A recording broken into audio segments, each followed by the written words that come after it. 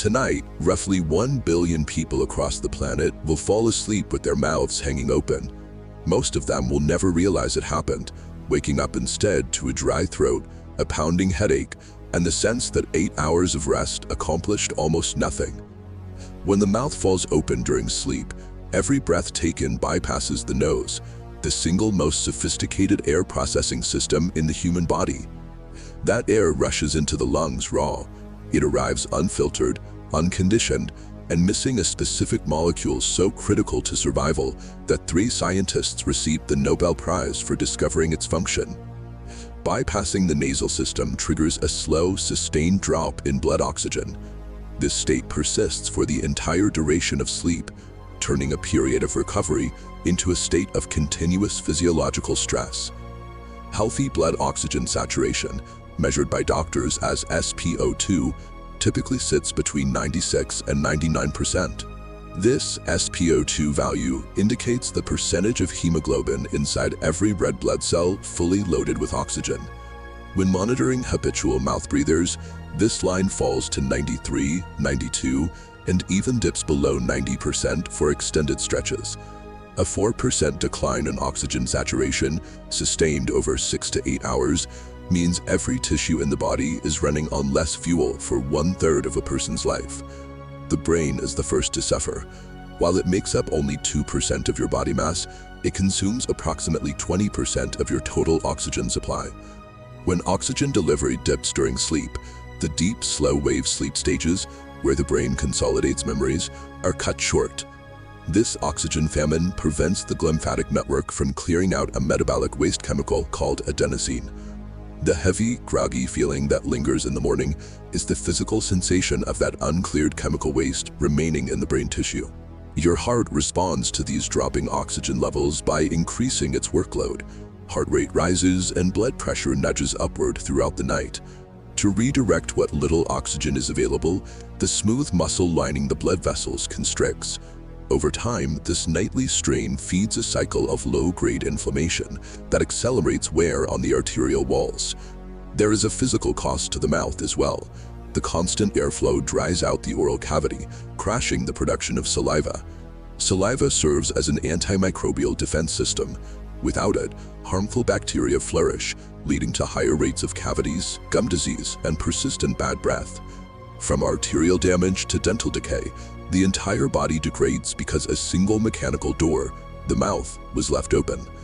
In 1998, pharmacologists Robert Furchgott, Louis Ignarro, and Farid Murad received the Nobel Prize in Physiology or Medicine.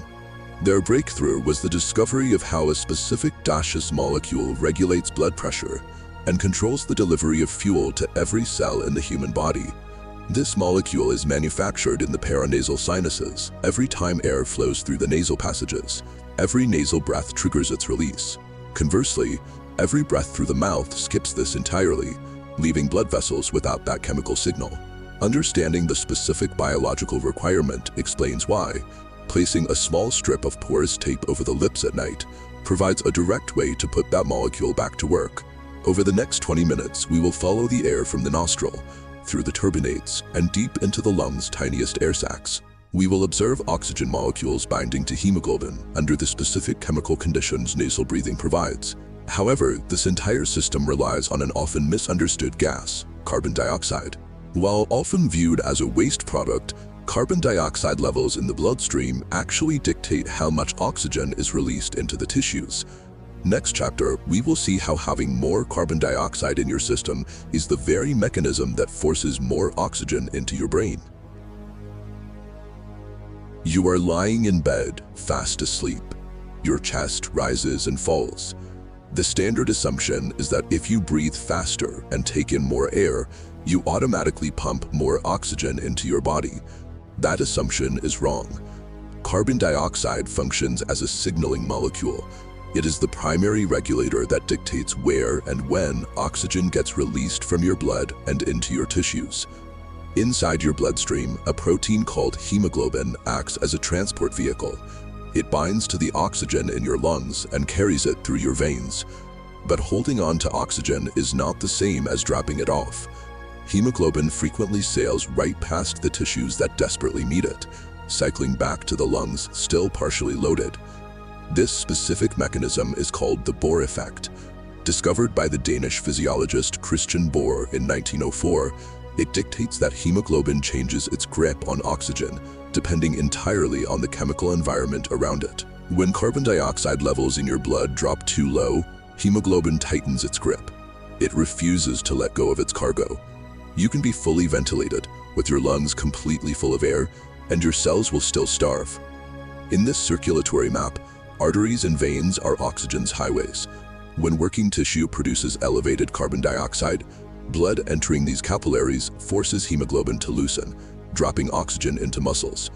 But if local carbon dioxide is too low, hemoglobin stays locked. Oxygen sweeps right past. Breathing heavily through an open mouth moves a massive volume of air.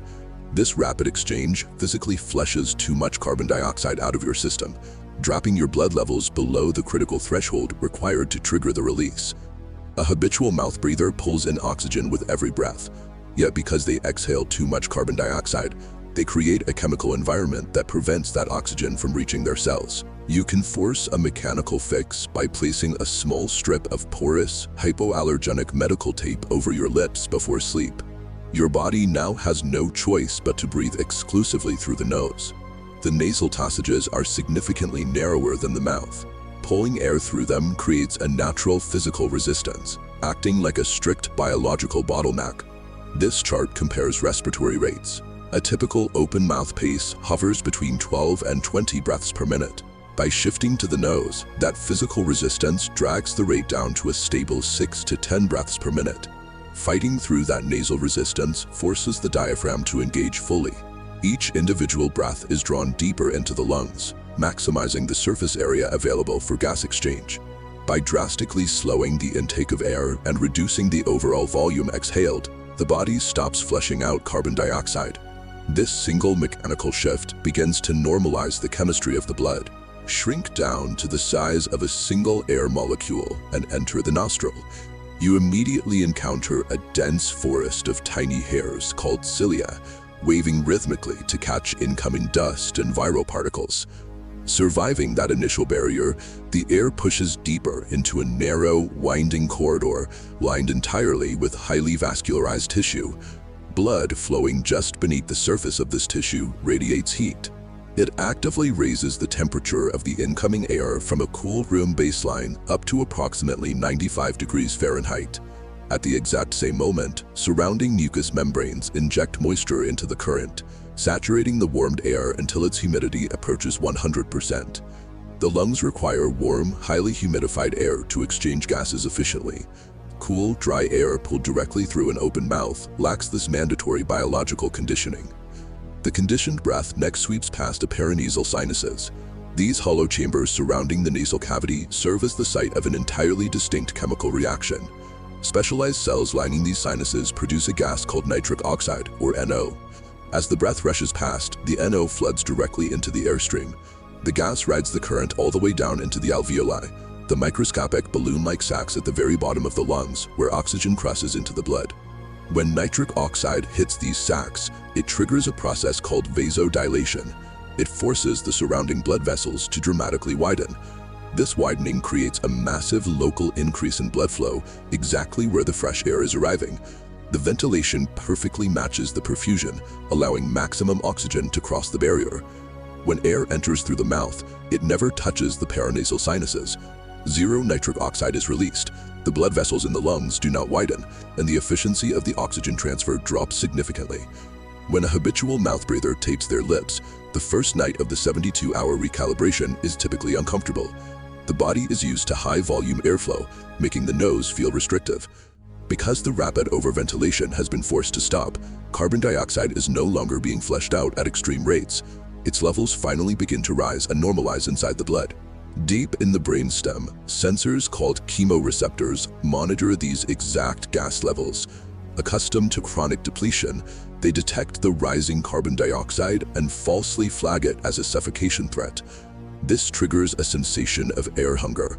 It feels like you are running out of oxygen, but the threat is an illusion. Your body is simply panicking as it recalibrates a broken alarm system. By the second night, the sensation of air hunger typically fades. The chemoreceptors in the brainstem adjust their baseline, accepting a healthy, elevated level of carbon dioxide without triggering a panic response. By night 3, system-wide results become measurable. Overnight wearable devices consistently show the resting heart rate beginning a steady downward trend. This graph tracks the most critical metric, average overnight blood oxygen, or SpO2. Driven by the Bohr effect, this saturation line sustainably climbs by 1 to 2 full percentage points. A 2 percentage point increase seems small on paper, but this elevated flow of oxygen is sustained over every single hour of sleep, night after night. Aligning your breathing with the Bohr effect ensures a richer supply of oxygen reaches the brain and heart during nightly recovery. This 72-hour recalibration is just the first phase. Beyond the 30-day mark, the physiological changes extend into territories that even researchers did not initially expect. 30 days. That is roughly the amount of time it takes for a continuous shift from mouth breathing to nasal breathing during sleep to trigger changes across your entire body. This chart maps out healthy sleep architecture.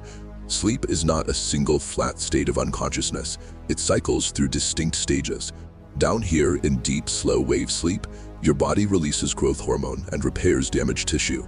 Over in REM sleep, your brain processes emotions and handles essential psychological housekeeping. But breathing through your mouth alters that map. The low-grade oxygen deficit caused by oral breathing physically disrupts the cycle. Instead of descending into those crucial restorative stages, your brain gets trapped in shallow, light sleep. That mild lack of oxygen acts as a subtle stressor, activating the sympathetic nervous system, your body's fight-or-flight response. The alarm isn't loud enough to wake you up completely, but it keeps your guard up all night. This creates a physiological paradox. From the outside, you look completely asleep. On the inside, your body is running a low-level stress response, leaving you exhausted by morning. Restoring a continuous nasal breathing pattern often requires a physical intervention, like mouth taping, to keep the lips sealed through the night. Breathing exclusively through the nose slows your respiratory rate and improves oxygen delivery. This physical shift engages the parasympathetic nervous system, the branch dedicated exclusively to rest, digestion, and physiological repair. Looking at polysomnography data, the standard for measuring sleep quality, this chart compares total deep sleep percentages. When a baseline of oral breathing is replaced with a nasal breathing dataset, individuals spend a significantly greater portion of their night in deep, slow-wave stages. They also cycle into REM sleep more reliably, and their morning levels of cortisol, a primary stress hormone, are measurably lower. By simply altering the mechanical route air takes into your body, the biological quality of the entire night changes. The body steps out of a state of subtle alarm and enters genuine recovery. By the 30-day mark, this consistent, adequate nocturnal oxygen delivery begins to show up in waking cognitive performance. Daytime mental clarity noticeably improves. This happens because of the glymphatic pathway. It is a specialized mechanical waste clearance system in the brain that operates almost exclusively during deep sleep. During these deep sleep cycles, cerebrospinal fluid washes through the brain tissue, flushing out metabolic byproducts. One specific target of this nightly wash is a protein called beta amyloid. When beta amyloid accumulates in excessive amounts, it is strongly associated with the development of neurodegenerative conditions. More time spent in deep, oxygen-rich sleep equates directly to more efficient mechanical clearance of these toxins. The result is a cleaner, sharper brain during waking hours. Down in the cardiovascular system, a month of continuous nasal breathing routinely leads to a drop in baseline resting heart rate. In one study tracking recreational athletes who switched strictly to nasal breathing, their average resting heart rates decreased by 3 to 5 beats per minute. 5 beats might sound trivial, but let's look at the math. A reduction of 5 beats per minute scales to roughly 7,200 fewer contractions daily. Over a year, that accelerates to over 2.6 million fewer heartbeats. Millions of fewer beats means significantly less mechanical stress on your heart valves and a major reduction in fluid turbulence along your arterial walls. At the same time, the shift toward parasympathetic dominance during sleep helps relax those arterial walls, which supports modest reductions in systolic blood pressure. Over decades, this nightly reduction in mechanical friction heavily limits the microscopic vessel damage that contributes to long-term cardiovascular disease. For most people, the most immediate outcome of this 30-day shift isn't a sudden spike in adrenaline. It is a quiet, sustained sense of baseline energy from the moment they wake up. This sustained energy traces back to improved oxygen saturation, or SpO2 levels, which directly feed the mitochondria, the microscopic power plants inside nearly every cell in your body. The mitochondria use that oxygen to produce adenosine triphosphate, or ATP. ATP is the fundamental molecular currency of energy. Every physical movement runs on it. When the oxygen supply to your mitochondria improves even marginally during the night, the cellular assembly line speeds up, significantly increasing total ATP output. Have you ever slept a full 8 hours, checked the clock, and still woken up feeling completely drained? Let us know in the comments if you have. That severe disconnect between the hours you sleep and the energy you actually feel is the clearest indicator that the mechanical route of your breathing and its chokehold on mitochondrial ATP production is the true root of the problem. Beyond respiration, the nasal passages serve as the body's fortified frontline immune barrier. Inside, a physical defense mechanism goes to work.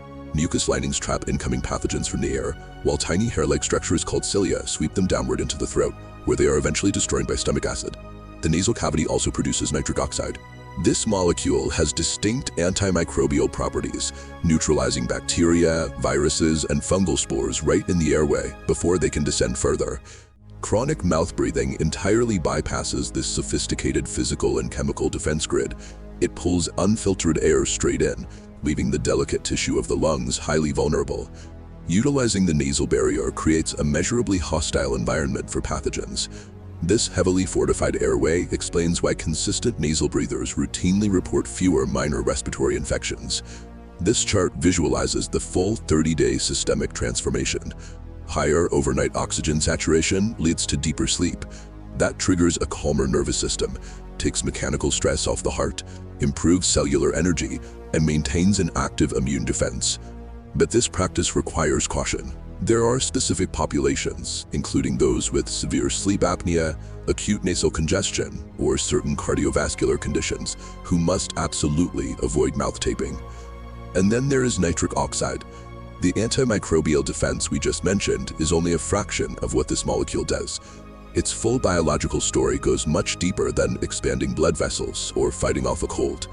This specific Nobel Prize-winning molecule holds vast implications for human longevity and performance, implications that scientists are only just beginning to map out. The physical act of closing your mouth at night fixes the immediate mechanical leaks, but it is also merely the entryway into a much larger ongoing biological mystery. Mouth taping has generated a massive amount of enthusiasm recently, but when it comes to respiratory health, honesty matters more than enthusiasm. For certain individuals, sealing the mouth during sleep is genuinely dangerous. Consider obstructive sleep apnea, or OSA. This condition involves a physical collapse of the upper airway while you sleep. The tissues of the throat relax, the airway narrows or closes entirely, and breathing stops. This can happen dozens of times a night. During these events, the body relies on the mouth as an emergency backup route to get air. Taping the mouth shut removes that critical safety net. For someone with moderate to severe OSA, this creates prolonged oxygen desaturation and puts significant strain on the heart. The same strict caution applies to anyone with a structural nasal obstruction. A deviated septum, chronic nasal polyps, or severe allergic rhinitis physically block airflow through the nostrils. Taping the mouth does not bypass these blockages. It simply restricts the total amount of air you can take in. Finally, children should never use mouth tape. Pediatric airways are smaller and highly compliant, meaning they are much more susceptible to obstruction. If a child breathes through their mouth at night, they need a pediatric ENT specialist to check for enlarged adenoids or tonsils. Taping forces air through a highly specific biological pathway. If that pathway is physically broken, forcing its use will cause immediate harm. Now, for healthy adults without those conditions, the first few nights with tape can still produce anxiety. That sensation of having the mouth sealed is a strong psychological trigger, but it is completely disconnected from your actual oxygen levels. You can mitigate this reaction easily. Instead of covering the entire mouth, start with a small vertical strip of porous tape to let yourself acclimate. Try wearing the tape during waking hours first. Put it on while reading or watching television. This conscious exposure allows your nervous system to familiarize itself with the sensation before you attempt to sleep. That initial barrier is entirely mental. You solve it through gradual, intentional exposure to a sealed airway. To understand why nasal breathing is worth this effort, we have to look at a molecule called nitric oxide, or NO. It is so crucial to human physiology that the journal Science named it Molecule of the Year in 1992. 6 years later, the scientific community went a step further, awarding the Nobel Prize for the discovery of NO's specific signaling role within the cardiovascular system. Researchers Furchgott, Ignaro, and Murad uncovered a function that dictates exactly how oxygen moves through your body. In this animated cross-section, NO acts as a potent vasodilator. It signals the smooth muscle cells surrounding blood vessels to relax. The vessels rapidly widen, allowing blood to flow freely. This dramatically increases the volume of oxygen delivered directly to your downstream tissues. Nitric oxide is the specific chemical signal that coordinates systemic blood flow, ensuring the cardiovascular system operates at its highest physiological capacity. Here is the biological catch. Your paranasal sinuses produce NO continuously, but the molecule is only swept down into your lungs when air physically moves through the nose. Researchers at the Karolinska Institute in Sweden decided to measure the exact NO output during nasal breathing versus oral breathing. This chart highlights a massive discrepancy. Nasal breathing delivers 6 times more nitric oxide to the lower airways. Inside the lungs, NO performs ventilation perfusion matching. It specifically dilates blood vessels in regions receiving the freshest air, routing blood where gas exchange is most efficient. The research is still evolving, but studies also show NO acting as a first-line antimicrobial defense within the airways, capable of disrupting bacterial biofilms and inhibiting certain viruses. Breathing through the mouth bypasses your body's evolutionary oxygen routing software entirely and leaves the lungs far more vulnerable to infection. So, what does a responsible framework for mouth taping actually look like? Step 1 is absolute. Rule out obstructive sleep apnea and nasal obstructions with a qualified healthcare professional. This is essential. Step 2, application. Once cleared, begin with a small strip of porous, hypoallergenic tape placed vertically over the center of the lips. Leaving the corners of the mouth open reduces anxiety and allows for emergency airflow if needed. Step 3, track your data. Wear a simple fingertip pulse oximeter overnight to see if your oxygen saturation levels improve or worsen. Let the heart numbers guide your decision. Step 4, be patient. Your body needs time to recalibrate its carbon dioxide tolerance and nervous system balance. The documented benefits typically emerge after a few weeks of consistent use. Step 5, look at the whole picture. Mouth tape is just one variable. Your sleep position, your room temperature, and alcohol consumption all heavily influence the quality of your breathing. True biological optimization requires a measured, systemic approach. It relies on personal data, not blind intervention. Nasal breathing initiates a cascade of physiological shifts. It ensures steady nitric oxide delivery and maintains the carbon dioxide levels necessary for your blood to release oxygen to your tissues, a mechanism known as the Bohr Effect. This process simultaneously activates the parasympathetic nervous system, signaling the body to enter a deep state of rest. Mouth tape is simply a practical tool to maintain this state.